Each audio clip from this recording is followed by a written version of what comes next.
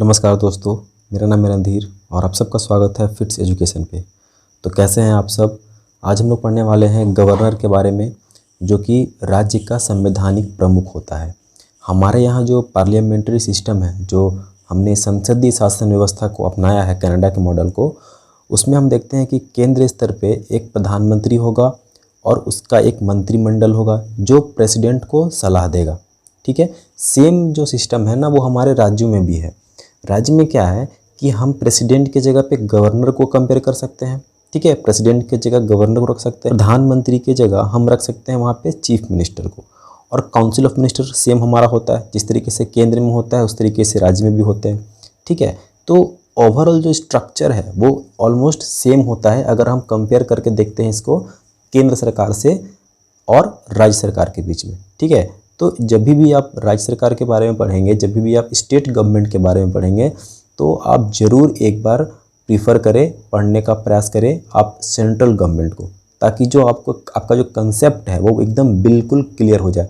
क्योंकि आप एक चीज़ नोटिस करेंगे कि ऑलमोस्ट सारी चीज़ें सेम हैं। ठीक है, एक दो अगर हम पॉइंट्स छोड़ दें तो सारी चीज़ें सेम हैं। तो आइए हम लोग पढ़ते हैं आज गवर्नर के बारे में। पूरा एम लक्ष्मीकांत का जो सार होता है वो मैं इस वीडियो में लेके आया हूँ आपको। एम लक्ष्मीकांत को पढ़ने की आवश्यकता आपको नहीं पड़ेगी, एटलीस्ट गवर्नर वाला जो टॉपिक है उसको, क्योंकि मैंने सारी चीज़ें कवर कर ली। This video is presented by me Randhir Verma. देखिए, गवर्नर का अगर आप संविधान में वर्णन देखोगे तो वो है भाग 6 में। भाग 6 में ही जो है वो हमारे स्टेट गवर्नमेंट के बारे में बताया गया है, यानी कि राज्य के कार्यपालिका के बारे में बताया गया है। अनुच्छेद की अगर हम बात करें तो 153 से लेके 167 तक, ये पूरा का पूरा जो आर्टिकल्स है आपका 153 से लेके 167 तक, इसमें राज्य की कार्यपालिका के बारे में बताया गया है कि राज्य की जो शासन व्यवस्था है वो किस प्रकार चलेगी, जिसमें राज्य की कार्यपालिका में राज्यपाल आते हैं, मुख्यमंत्री आते हैं, मंत्रिपरिषद आते हैं और राज्य का महाधिवक्ता आता है। ठीक है, एडवोकेट जनरल ऑफ स्टेट आता है। अगर मैं आपको बताना चाहूँ केंद्र सरकार के बारे में, तो राज्यपाल की जगह यहाँ पे आ जाता है प्रेसिडेंट, मुख्यमंत्री की जगह यहाँ पे आ जाएंगे पीएम, मंत्रिपरिषद सेम रहेगा और राज्य का महाधिवक्ता की जगह वहाँ पे आ जाते हैं आपके अटॉर्नी जनरल ऑफ इंडिया। ठीक है, तो देख रहे होगे आप कि स्ट्रक्चर और पूरा का पूरा सेम है। एक चीज़ नोट कीजिएगा, जिस तरीके से केंद्र सरकार में एक उपराष्ट्रपति होता है जो कि राज्यसभा का सभापति भी होता है, तो राज्यों में कोई भी ऐसी व्यवस्था अपनाई नहीं गई है कि उपराज्यपाल का पद वहाँ पे बनाया जाए, यानी उपराज्यपाल का पद राज्यों में नहीं होता है। राज्यपाल जो है वो राज्य का कार्यकारी प्रमुख होता है, संवैधानिक मुखिया होता है, यानी कि हेड ऑफ द एग्जीक्यूटिव होता है। बट जैसे कि आपको पता है कि एक वास्तविक प्रमुख भी होता है। राज्य सरकार का जो वास्तविक कार्यकारी प्रमुख होगा वो होगा हमारा chief minister. Real head of the executive chief minister होगा, जिसको हम कहते हैं डी ज़्यूर एग्जीक्यूटिव आपका चीफ मिनिस्टर हो जाएंगे और डी फैक्टो एग्जीक्यूटिव गवर्नर हो जाएंगे। गवर्नर जो होता है ना वो केंद्र सरकार का एजेंट होता है। ये वर्ड काफ़ी आता है कि केंद्र सरकार का एजेंट कौन होता है, तो केंद्र सरकार का प्रतिनिधि या हम कह सकते हैं कि एक एजेंट के रूप में काम करते हैं governor. 7th constitutional amendment act हुआ था 1956 में। इसको थोड़ा सा आप सही कर लेंगे दोस्तों, ये लगता है मुझे कि ये गलत टाइप हो गया है। तो इसका मतलब देखो ये है कि एक गवर्नर जो है वो एक से अधिक राज्यों के भी गवर्नर हो सकते हैं। ऐसी व्यवस्था जो है वो 7th कॉन्स्टिट्यूशनल अमेंडमेंट एक्ट 1956 के तहत कर दी गई थी। अब नेक्स्ट है हमारा कि राज्यपाल की नियुक्ति कैसे होती है। ये बहुत इंपॉर्टेंट है और बड़ा इंटरेस्टिंग है। देखो, ना ही इनका अप्रत्यक्ष और प्रत्यक्ष रूप से चुनाव होता है। ठीक है, जैसे कि राष्ट्रपति का होता है, हम उसे अप्रत्यक्ष रूप से चुनते हैं। Neither directly nor indirectly elected, केंद्र सरकार द्वारा मनोनीत होते हैं ये, मतलब इनका कोई चुनाव नहीं होता है, ना ही डायरेक्टली और ना ही इनडायरेक्टली। हम इनको मतलब कि जो राष्ट्रपति हैं, अब राष्ट्रपति किसके असर पे काम करते हैं, प्राइम मिनिस्टर, यानी कि प्राइम मिनिस्टर जो है वो इसको मनोनीत करते हैं। राष्ट्रपति मनोनीत करते हैं बट एडवाइस तो प्राइम मिनिस्टर का ही होता है, लेकिन हम वर्ड यूज़ करेंगे कि राष्ट्रपति इनको नियुक्त करते हैं। हम वहाँ पे ये नहीं कहेंगे कि प्राइम मिनिस्टर नियुक्त करते हैं। ठीक है, तो राष्ट्रपति जो है इनको मनोनीत कर देते हैं, नियुक्त कर देते हैं राज्य में कि आप वहाँ के गवर्नर हैं। ठीक है, नॉमिनेट कर देते हैं या अपॉइंट कर देते हैं। एलिजिबिलिटी क्या होती है अगर आपको गवर्नर बनना है किसी राज्य का, तो देखो इसका चुनाव तो होता नहीं है, तो जो भी आपकी क्राइटेरिया होती है एक सांसद और एक विधायक बनने का, वो तो यहाँ पे नहीं चाहिए। लेकिन हाँ, 2 कंडीशन आपके पास होने चाहिए। एक तो आपको भारत का नागरिक होना चाहिए, आपकी जो उम्र है वो 35 वर्ष होनी चाहिए। मतलब अगर आपने 35 वर्ष पूरा कर लिया है तो आप गवर्नर बन सकते हैं। नोट में एक बहुत इंपॉर्टेंट पॉइंट यहाँ पे ध्यान देना है आपको कि अगर गवर्नर को हम जिस राज्य में नियुक्त कर रहे हैं ना, वो उस राज्य का नहीं होना चाहिए। जैसे कि मान लो कि दिल्ली में हम मध्य प्रदेश में हमको एक गवर्नर को भेजना है, गवर्नर को नियुक्त करना है, तो वो जो गवर्नर होगा वो मध्य प्रदेश का नहीं होगा, वो किसी और स्टेट का हो सकता है, वो झारखंड का हो सकता है, वो दिल्ली का हो सकता है, यूपी का हो सकता है, बट मध्य प्रदेश का नहीं होना चाहिए। नियुक्ति के समय राष्ट्रपति उस राज्य के मुख्यमंत्री से परामर्श भी करेंगे, तो ऐसी राजनीतिक अस्थिरता पैदा ना हो जाए, इस वजह से जो राष्ट्रपति हैं वो उस राज्य के मुख्यमंत्री से परामर्श करेंगे कि भाई हम जो है आपके राज्य में इस XYZ को गवर्नर बना के भेज रहे हैं, तो मुख्यमंत्री से परामर्श भी करते हैं राष्ट्रपति। नेक्स्ट है राज्यपाल के पद की शर्तें। राज्यपाल को जो पद दिया जाएगा उसके कुछ कंडीशंस होते हैं जो कि आपको याद रखने हैं। पहला है कि उसे न तो संसद सदस्य होना चाहिए, ना ही विधानमंडल का सदस्य होना चाहिए। तो जो गवर्नर होगा वो किसी भी सदन का सदस्य नहीं हो सकता है, ना ही विधानमंडल का, यानी कि संसद की अगर मैं बात करूँ तो ना ही लोकसभा का और ना ही राज्यसभा का उसे मेंबर होना चाहिए। दूसरा, अगर हम राज्य में आते हैं तो विधानमंडल का ही मेंबर नहीं होना चाहिए, यानी कि विधानसभा और विधान परिषद का सदस्य नहीं होना चाहिए। उसे किसी भी लाभ के पद पे नहीं होने चाहिए। बिना किसी किराए के उसे राजभवन की सारी जो सेवाएं हैं वो उपलब्ध होंगी। मतलब जहाँ पे वो रहते हैं ना गवर्नर को, उसको हम कहते हैं राजभवन। तो राजभवन में जब ये रहेंगे तो उनको किसी तरीके का कोई वहाँ पे जो है किराया वगैरह नहीं देना होगा, सारी चीज़ें जो है वो फ्री होंगी। यदि वह व्यक्ति एक से अधिक राज्यों के कार्यभार संभाल रहे हों तो भत्ता जो है वो राष्ट्रपति द्वारा तय मानकों के हिसाब से राज्य मिलकर तय करेंगे। किसी गवर्नर को एक से अधिक राज्यों का कार्यभार अगर दिया गया है तो उसका जो वेतन है वो राष्ट्रपति तय करेंगे और राज्य मिलकर उनको वह वेतन को देना होगा हमें गवर्नर को। ओके, लास्ट पॉइंट है कि कार्यकाल के दौरान उनकी भत्तों को कम नहीं किया जा सकता है। ठीक है, राज्यपाल के कार्यकाल के समय उनके जो वेतन है उनको हम कम नहीं कर सकते हैं। उसके बाद शपथ को देख लेते हैं कि शपथ जो है वो कौन दिलाता है, गवर्नर को। तो अगर आप प्रेसिडेंट के बारे में आपने पढ़ा होगा तो प्रेसिडेंट को शपथ कौन दिलाता है, चीफ जस्टिस ऑफ इंडिया। और मैंने स्टार्टिंग में ही बताया था कि हमारा स्ट्रक्चर सेम है। तो राज्य में जो उच्च न्यायालय का चीफ जस्टिस होगा वो उनको शपथ दिलाएगा, यानी कि उच्च न्यायालय के जो मुख्य न्यायाधीश होंगे, चीफ जस्टिस ऑफ स्टेट होंगे, वो शपथ दिलाएंगे गवर्नर को।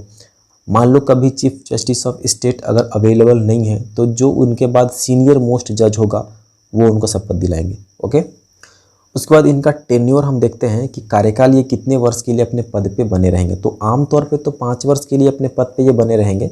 ठीक है, बट एक वर्ड आपको याद रखना है कि राष्ट्रपति के प्रसाद प्रयत्न पे ये निर्भर करते हैं, यानी कि राष्ट्रपति का दया पे ये निर्भर करते हैं। राष्ट्रपति इनको कभी भी हटा सकते हैं। अभी हाल ही में हमने पौंडीचेरी में देखा था कि वहाँ पे किरण बेदी जी को उपराज्यपाल के पद से हटा दिया गया। आपको पता है कि हमारे पास 3 यूटी ऐसे हैं जहाँ पे विधानसभा है, जम्मू कश्मीर, दिल्ली और पौंडीचेरी। तो पौंडीचेरी में उपराज्यपाल होगा, जहाँ पे यूटी होता है वहाँ पे लेफ्टिनेंट गवर्नर होता है, उपराज्यपाल होते हैं। तो अभी हमने वहाँ पे देखा कि उपराज्यपाल को राष्ट्रपति जो है उनको उनके पद से मुक्त कर दिए। तो ये कभी भी राष्ट्रपति हटा सकते हैं प्रधानमंत्री के निर्देश पे।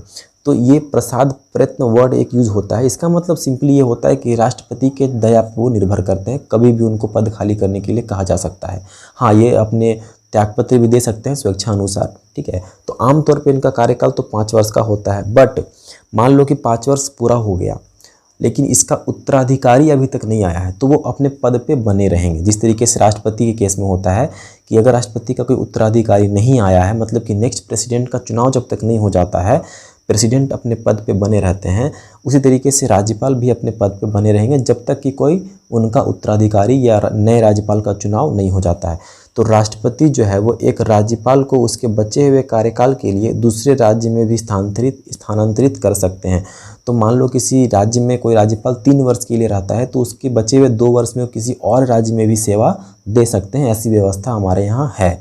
एक राज्यपाल जिसका कार्यकाल पूरा हो चुका हो वो दोबारा उसी राज्य में या अन्य किसी राज्य में नियुक्त हो सकता है। तो ऐसा नहीं है कि अगर 5 वर्ष कार्यकाल हो गया तो दोबारा राज्यपाल नहीं बन सकते हैं, वो बन सकते हैं।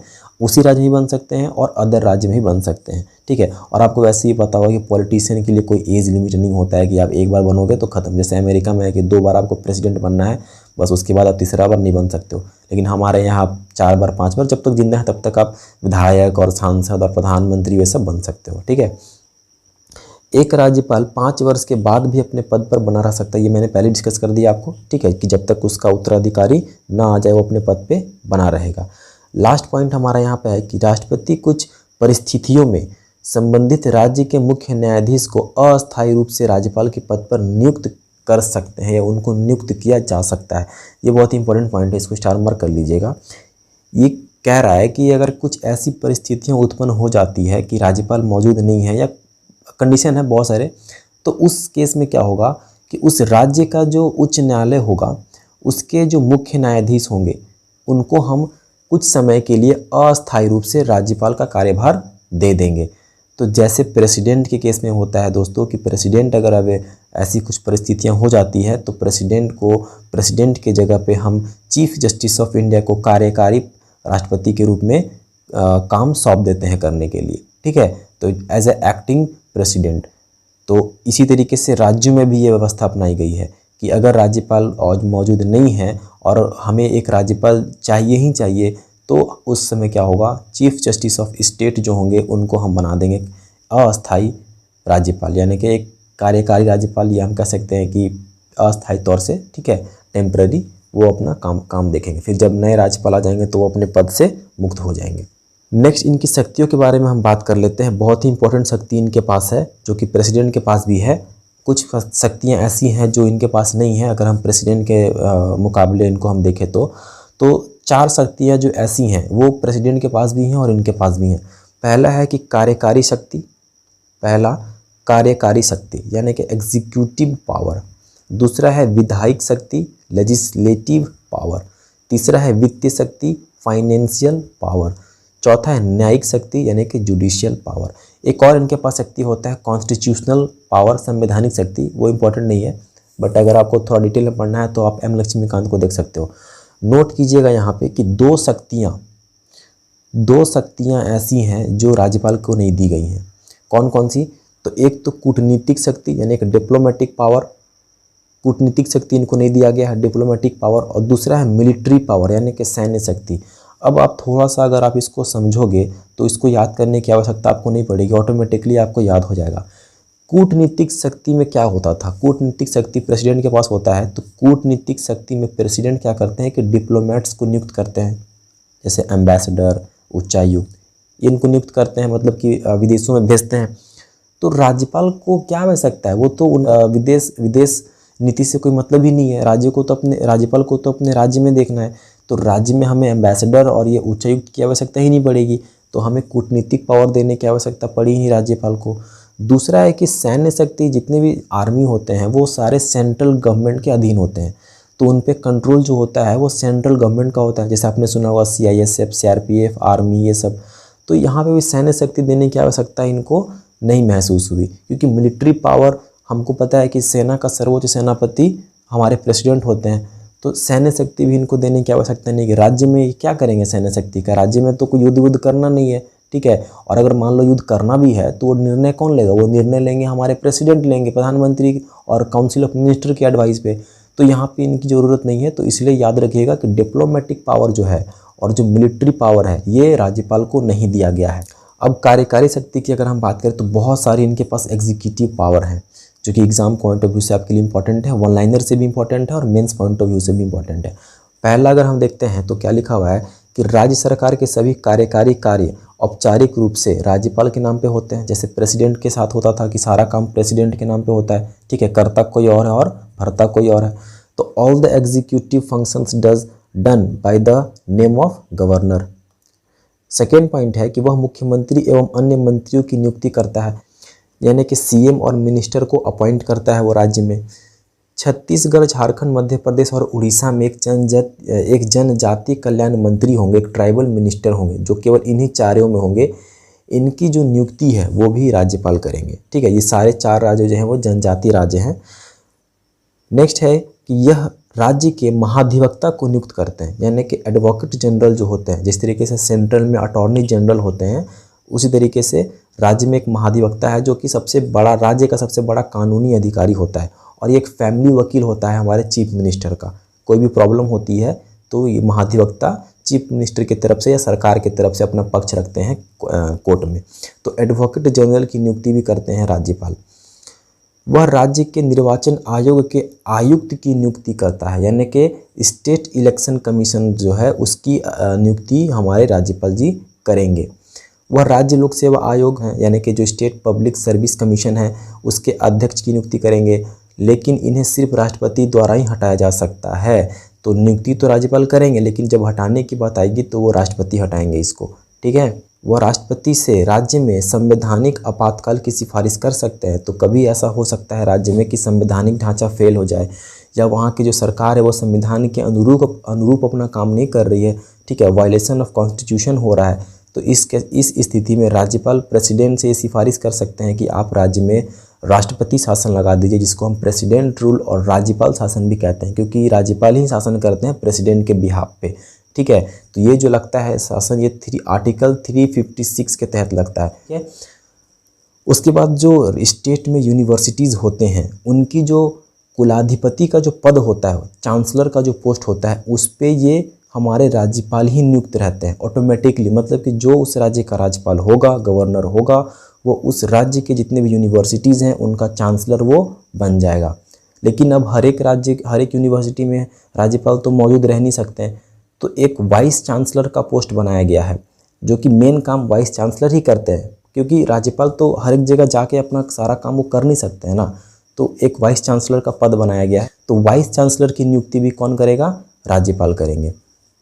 तो ये थे इनके सारे एग्जीक्यूटिव पावर। तो कुछ विधायिक शक्तियाँ भी इनको दी गई हैं, लेजिस्लेटिव पावर भी इनके पास है। पहला है, राज्य विधानसभा को आहूत या सत्रावसन और विघटित कर सकते हैं, यानी कि राज्य का जो विधानसभा है उसको आहूत मतलब कि समन जारी करके बुला सकते हैं कि बैठक कर सकते हो आप लोग, ठीक है। सत्रावसन कर सकते हैं, विघटित कर सकते हैं, यानी कि डिसॉल्व कर सकते हैं। वह विधानमंडल के प्रत्येक चुनाव के पश्चात पहले और प्रतिवर्ष पहले सत्र को संबोधित करते हैं। तो जो इलेक्शन होता है हमारा, ठीक है, उसके बाद जो पहली बैठक होगी विधानसभा में, तो पहला जो बैठक होगा उसको संबोधित करेंगे राज्यपाल। सेम प्रेसिडेंट भी करते हैं, ठीक है, लोकसभा में। और साल का जो पहला बैठक होगा उसकी भी संबोधन करेंगे हमारे राज्यपाल, ठीक है।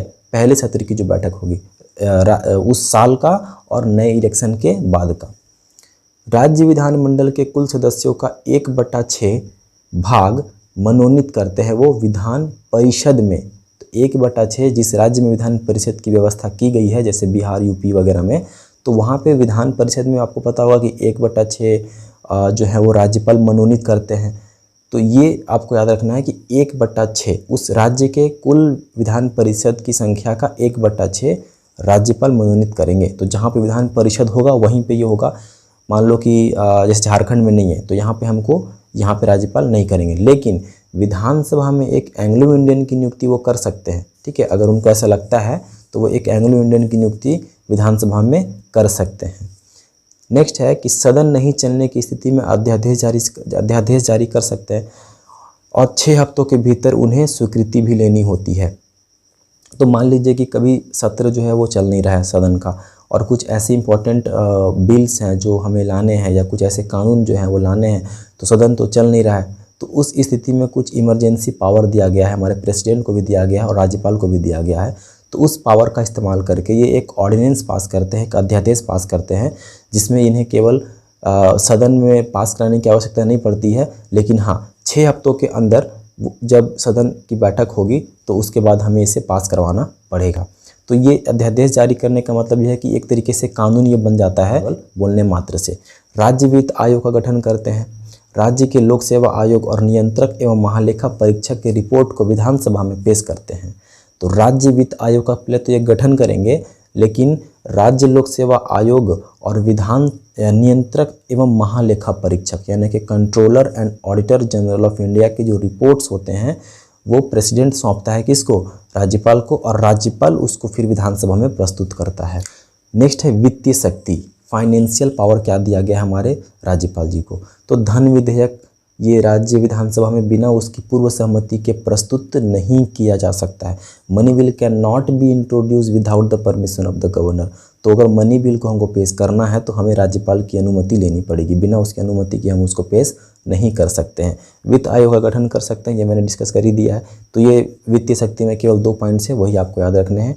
तो न्यायिक शक्ति में भी कुछ इंपॉर्टेंट पॉइंट्स हैं जो कि आपको याद रखने हैं। 3 इंपॉर्टेंट पॉइंट्स हैं कि उच्च न्यायालय के न्यायाधीशों की नियुक्ति के मामले में राष्ट्रपति जो है वो उस संबंधित राज्य के राज्यपाल से परामर्श करेगा। मान लो राष्ट्रपति को किसी यूपी राज्य में जो है वो एक न्यायाधीश को नियुक्त करना है, तो उस राज्य के जो राज्यपाल होंगे उससे वो परामर्श करेंगे, ठीक है। दूसरा है कि राज्य के उच्च न्यायालय के साथ विचार करके जिला न्यायाधीशों की नियुक्ति भी करते हैं राज्यपाल। तो पहले अगर नियुक्त करना है अगर जिला न्यायाधीश की नियुक्ति को, जिला के जो न्यायालय होते हैं उनके न्यायाधीशों को, तो उस राज्य के जो उच्च न्यायालय होंगे उनके जजेस से हम परामर्श करेंगे, मतलब राज्यपाल परामर्श करेंगे। सजा याफ्ता व्यक्ति की सज़ा को माफ़ कर सकते हैं, प्रविलंबन कर सकते हैं, उनका जो है वो उन पे विराम लगा सकते हैं और परिहार कर सकते हैं। नेक्स्ट है राज्यपाल से संबंधित महत्वपूर्ण अनुच्छेद, जो कि यहाँ से रैंडमली क्वेश्चंस बन जाते हैं, ठीक है। तो इसको भी आपको रट लेना है, ज़्यादा नहीं है। ऐसे तो मैंने बहुत सारे इंपॉर्टेंट आर्टिकल्स जो है वो ऐसे तो बहुत सारी आर्टिकल्स हैं राज्यपाल से संबंधित, बट आपके यहाँ पे 6 आर्टिकल्स ही केवल आपको याद रखने हैं जो कि इम्पोर्टेंट है।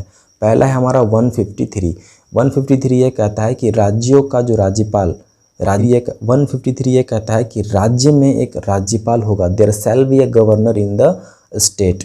नंबर 2 है 161 कहता है कि राज्यपाल को क्षमा दान आदि की शक्ति दी गई है, he has a right to pardon, ठीक है। तो क्षमा दान वो कर सकते हैं। और अनुच्छेद 61 के तहत दिया गया है राष्ट्रपति जी को भी। तो इस तरीके से आप इसको याद रख सकते हो कि 161 में राज्यपाल और 61 में प्रेसिडेंट। 163 में कहा गया है कि मंत्री परिषद का जो गठन है वो करेंगे हमारे राज्यपाल, यानी कि constitute a state council of minister, जिसके मुखिया होंगे चीफ मिनिस्टर। आर्टिकल 164 में कहा गया है कि राज्यों के लिए एक मुख्यमंत्री होगा, ठीक है। इसकी भी नियुक्ति कौन करेंगे? राज्यपाल करेंगे। हालांकि इसको हमने मंत्रिमंडल वाले में पढ़ना है और मुख्यमंत्री वाले में इसको पढ़ना है, लेकिन यहाँ राज्यपाल से ये इनडायरेक्टली रिलेट है, तो इसको आप यहाँ पे आपको याद रखना है। 163 और 164 क्या कहता है कि राज्य में एक मंत्री परिषद होगा और उस मंत्री परिषद का मुखिया होगा मुख्यमंत्री। 213 यानी कि 213 ये कहता है कि राज्यपाल को अध्यादेश जारी करने की शक्ति है, right to pass a ordinance. और 233 ये कहता है कि राज्यपाल द्वारा जिला न्यायाधीशों की नियुक्ति। तो ये इंपॉर्टेंट 6 आर्टिकल्स थे जो कि आपको याद रखने हैं। वीडियो कैसा लगा मुझे कमेंट करके ज़रूर बताइएगा, फीडबैक का मुझे इंतजार रहेगा। और एक लाइक सब्सक्राइब ज़रूर कीजिएगा। जो भी डाउट है कमेंट करके पूछने का जवाब जरूर दूंगा। Thank you so much, thanks for watching. Subscribe fits education.